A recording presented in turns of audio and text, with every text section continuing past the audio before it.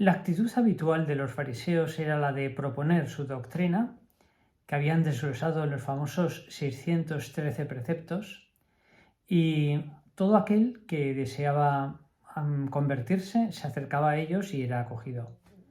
Había una propuesta y una espera. Pero la actitud de Jesús, su predicación, su propuesta es distinta. Jesús propone el perdón, lo antecede, lo antepone, ofrece la misericordia y el perdón, se mezcla con los pecadores, les transmite confianza, les da esperanza, les quiere y solo después, en un segundo lugar, ellos se animan a convertirse. Este es el caso, por ejemplo, de Zaqueo, al que Jesús llamó. Era cobrador de impuestos, colaboracionista con Roma, y en una comida, junto con sus amigos, seguramente no al principio, sino a los postres, se levanta y dice: doy la mitad de mis bienes a los pobres, y si a alguien he defraudado, le devuelvo 4 veces más. No es que Zaqueo no supiese que estaba mal defraudar, o que era un egoísta, que acumulaba el dinero mientras otros se morían de hambre.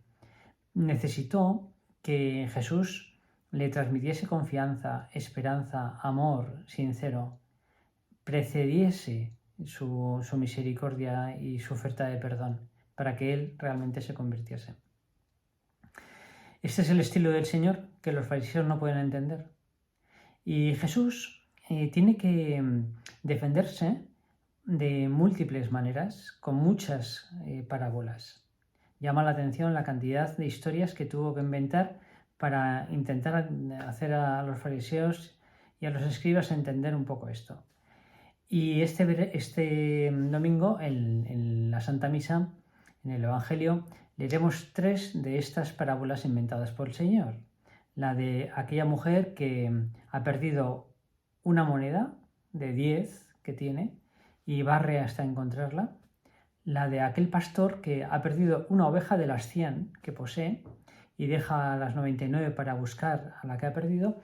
Y seguramente la parábola más bonita de las que salieron de la boca del Señor, la parábola del hijo pródigo. Aquel hijo menor que pide a su padre la parte de herencia que le corresponde, se marcha muy lejos, lo malgasta todo viviendo lujuriosamente, y cuando se está muriendo de hambre, cuando está cuidando puercos, cuando ha mancillado su condición judía y su apellido, cuando no tiene nada, se acuerda entonces de la casa de su padre y regresa. Y contrariamente a lo que dicta la justicia, aquel padre bueno se abalanza al cuello, le llena de besos, le pone un vestido nuevo, un anillo en los dedos, unas sandalias, mata el cordero cebado para las fiestas. ¿Por qué hace Jesús esto? Lo hace así porque en el cielo hay más alegría por un pecador que se convierte que por 99 justos que no necesitan penitencia.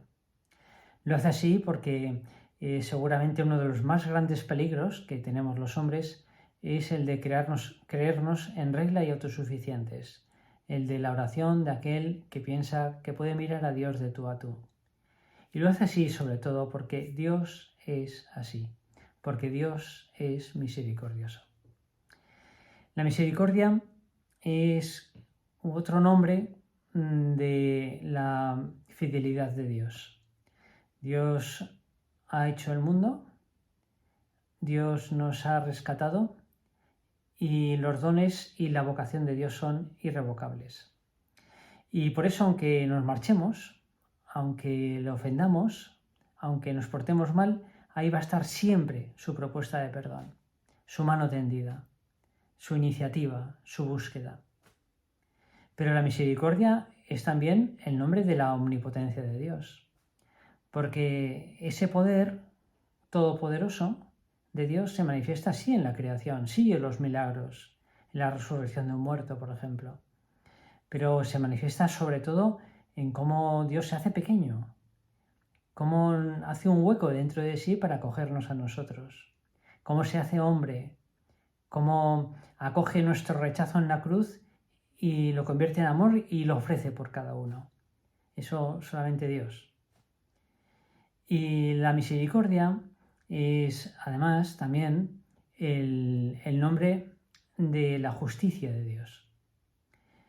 A veces discutimos sobre si se condenarán o no muchos, si hay quien opina que el cielo está vacío, en clave buenista, que no hay nadie que se condene porque Dios es misericordioso.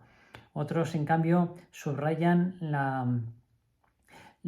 realidad del juicio, que es enseñada por el Señor en un montón de episodios del Evangelio. Y las dos verdades, la misericordia de Dios y la realidad del juicio, son verdad.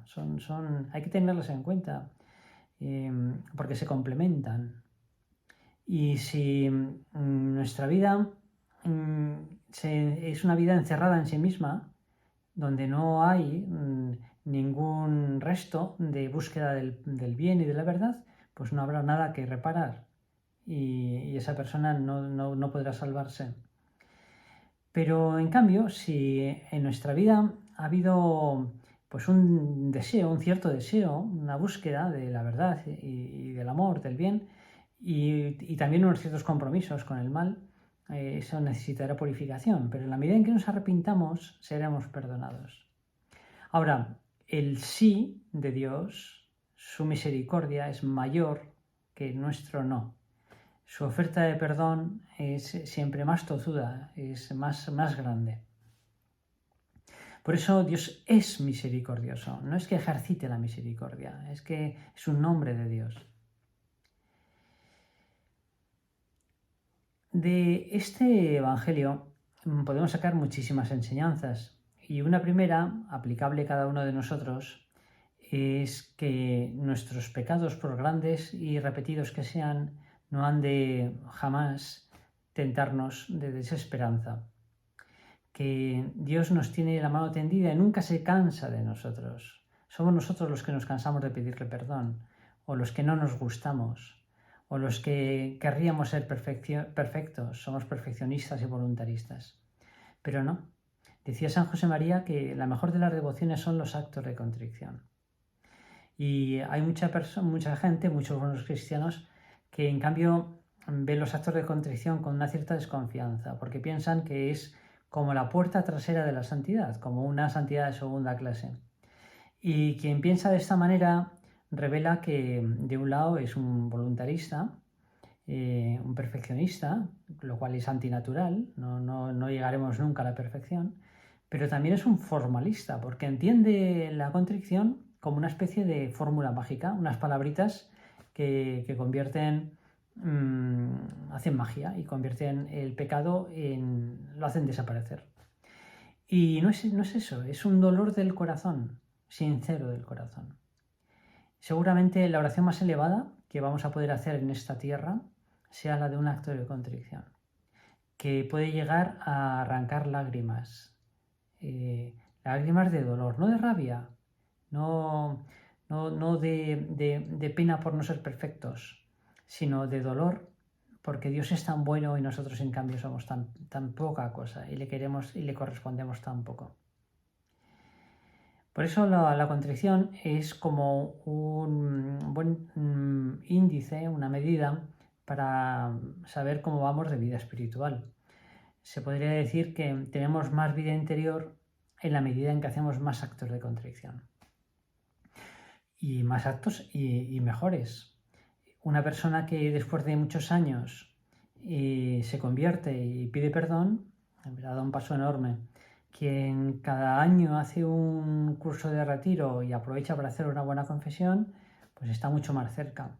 Aquel otro que en cambio acude cada mes a un retiro y se confiesa con periodicidad mensual, pues no digamos, y quien se confiesa cada semana o hace un examen de conciencia todas las noches y pide perdón, ese está muy cerca de Dios. Y aquel otro que avanza por el día procurando que la contrición brote como la sangre en la herida, así se expresaba San José María, después de cada vez que se ha comportado mal, esa persona es santa. La contrición tiene la virtud de transformar nuestras miserias en victorias. Podríamos no registrar en el examen aquellas cosas que hemos hecho mal, pero que en cuanto nos hemos dado cuenta, hemos a continuación hecho un acto de contrición. El examen está básicamente para tomar nota de aquellas faltas más importantes o aquellas otras que son más recurrentes, que denotan un cierto vicio. Pero en cambio esas otras cosas aisladas, que además nos han servido para hacernos humildes, para decirle al Señor que le queremos, esas son victorias. En el Salmo responsorial de este domingo leemos un fragmento del Salmo 50 compuesto por el rey David. El rey David era muy violento, era por otra parte pues un hombre que amaba mucho a Dios, con una gran sensibilidad y cometió pues grandes pecados también, entre ellos el adulterio con Betsabé y a continuación, para arreglarlo, el asesinato de su marido Urías. Cuando después de que ha tenido el hijo de Betsabé, llega el profeta Natán y le cuentan la historieta de un hombre que tenía un solo cordero que era como para él como una hija, y un rico que un día recibe la visita de un personaje y quiere invitarle para cenar y le roba el cordero a aquel hombre que era el único que tenía. Bueno, David se indigna y Natán le dice: ese eres tú. David cae en la cuenta, pide perdón y Dios a través de Natán le castiga, le dice: el hijo que ha nacido de Betsabé morirá. A continuación David comienza una contrición, una penitencia a base de vestirse pobremente de saco, de dormir en el suelo, de no comer, de oración, pidiendo a Dios clemencia. Y es justamente en este tiempo en que compone el Salmo 50. Un corazón contrito y humillado, tú, Dios mío, no lo desprecias. Aquel hijo morirá finalmente, pero David a continuación tendrá a Salomón y ese salmo quedará siempre como un himno maravilloso para rezar cada vez que caemos en la cuenta de que somos pecadores, de que hemos ofendido a Dios gravemente. Los actos de contrición, por tanto. Pero además en este domingo, también en la primera lectura, se recoge un fragmento del libro del Éxodo. Moisés conduce al pueblo de Israel por el desierto, es un pueblo pues muy tozudo, de dura cerviz, y ofende a Dios, falla muchísimo. Y concretamente cuando Moisés sube al monte Sinaí a recibir las tablas de la ley, aquel pueblo se ha terminado de construir un becerro de oro al que está adorando. Moisés se indigna y Dios, para castigarlo a ese pueblo, le dice a Moisés: lo voy a destruir y te voy a entregar un pueblo mejor, un pueblo fiel, un pueblo que valga la pena, el que te sientas orgulloso. Y Moisés, sorprendentemente, se pone de parte del pueblo y defiende a aquellos israelitas frente al castigo que les va a caer de la mano de Dios. Evidentemente Moisés no tenía un corazón más grande que el de Dios y efectivamente Dios perdonará al pueblo. Pero la petición, la contrición, la petición de perdón por los pecados de los demás, la intercesión, es algo que Dios quiere que hagamos. Y en todos los cristianos como mediadores del mundo. Porque nos lleva a ser como Dios, a ser misericordiosos, a tener sus propios sentimientos. Por eso cuando contemplamos un mundo alejado de Dios, como es el nuestro, sobre todo en Occidente, hemos de examinar nuestro corazón para ver qué reacciones hay en él. Porque si resulta que sentimos celo amargo ante esos pecados y ante esa conducta, ese comportamiento alejado de la ley de Dios, y somos pues duros y condenatorios, o si por el contrario sentimos envidia y nos gustaría tener pues su libertad, para comportarnos de esa manera tan descuidada. O al menos sentimos un poco de simpatía, porque nosotros en el fondo somos semejantes a ellos y sentimos exactamente lo mismo. O si se convierten, nos indignamos, como le pasó al hermano mayor del hijo pródigo, que no quería entrar en la fiesta porque ese hijo suyo, ni siquiera le llama hermano, había malgastado todo viviendo lujuriosamente. Recuerdo una niña que hace muchos años, contando esta parábola, decía: aquel hijo se marchó y lo gastó todo entre cervezas y chucherías. Pues así. Ese hijo mayor que estaba totalmente enfadado, no sabemos si entró finalmente en la fiesta, porque el Señor, cuando cuenta esta parábola, está hablando al hijo pródigo, que son los fariseos, que somos cada uno de nosotros. El Señor nos está invitando a entrar en la fiesta, a celebrar la conversión de cada uno, por lejos que venga.